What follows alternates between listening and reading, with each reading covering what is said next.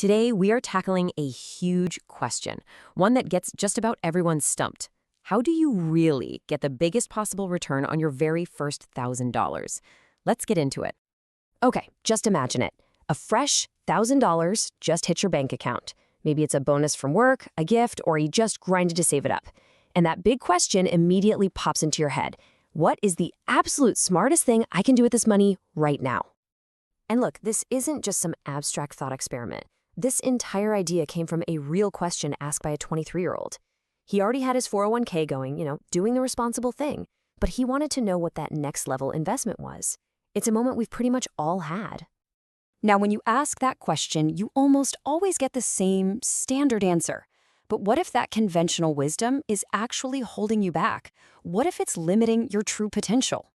The standard advice is, well, it's solid, don't get me wrong. Put your money in a low-cost index fund like the S&P 500. Do it early, do it often, and yeah, over a long, long time, you will absolutely build wealth. It's safe, it's reliable, but it's also slow. But here's the controversial take. The very moment you park that first $1,000 into the S&P 500, you are, in a way, giving up on the idea of making more income now. You're picking the long, slow, passive game over one that could totally change your life in the next year. I mean, just look at the difference here. On one hand, you've got assets like the S&P 500. The return is slow and steady, maybe 10% a year, if you're lucky, and you have basically zero control over it. But on the other hand, investing in you, that gives you a fast, direct return. The ceiling isn't 10% a year. It could be a 3x, 5x, or even a 10x increase in what you earn, and you're the one in the driver's seat. So this brings us to a really powerful shift in thinking. It's about moving your focus from the S&P 500 to the S&P in ME. And this is the core idea, the most crucial point. Your ability to make money, to provide real value. That is the single greatest wealth-generating machine you will ever own. It's the engine that prints the cash you invest in the first place. And that is where your first $1,000 has the most insane leverage. Let's make this super concrete. Let's not even talk about $1,000 for a second. Let's just talk about $500. Okay, check this out. Let's say you're working a minimum wage job, making something like $7.50 an hour. With a $500 investment in a 2-day course, you could get certified as a phlebotomist, that's someone who draws blood, and immediately jump to making $25 an hour. You've more than tripled your income overnight. And just look at what that does over a year. That tiny little investment totally transforms a $15,000 a year income into a $50,000 a year income. There is no stock on earth that can give you that kind of return, that fast on your first $1,000. No way. All right, so you're sold on the idea. You get it. But how do you actually do it? How do you systematically invest in yourself? Well, it starts with building what we'll call your entrepreneurial degree.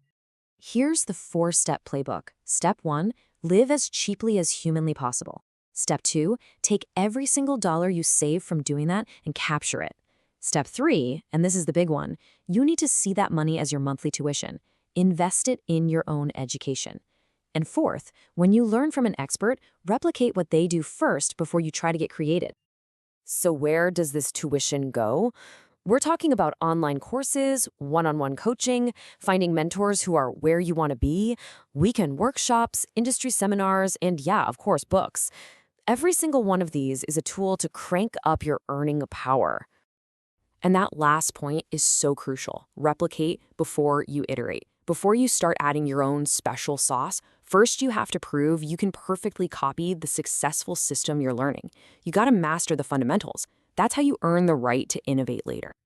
To really get the right mindset for this whole journey, let's use a metaphor that I think is really powerful. You're not just learning skills, you are building a bridge to your financial goals.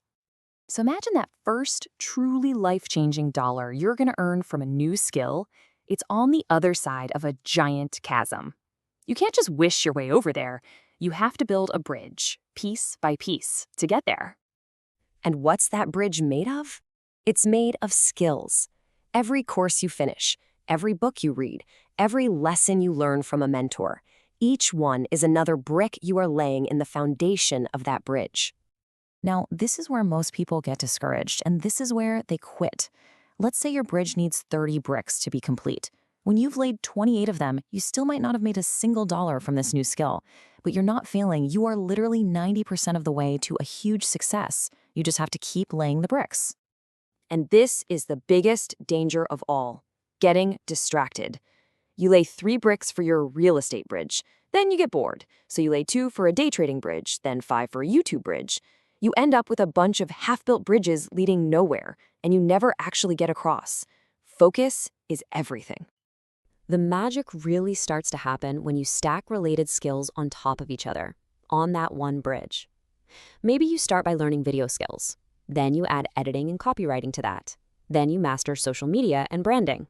And finally, you learn management and leadership. All of a sudden, you're not just a videographer anymore. You're a candidate for chief marketing officer, and your income grows exponentially. So after all of this, what's the one thing you should walk away with? What's the main takeaway from this whole thing?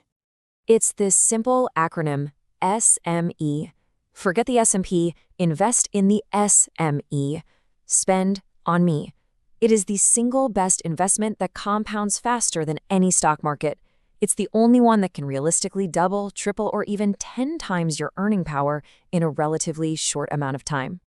So, the final question is all for you. As you start to picture that bridge you need to build to get to your goals, I want you to think about the very next step. What is the first brick you're going to lay?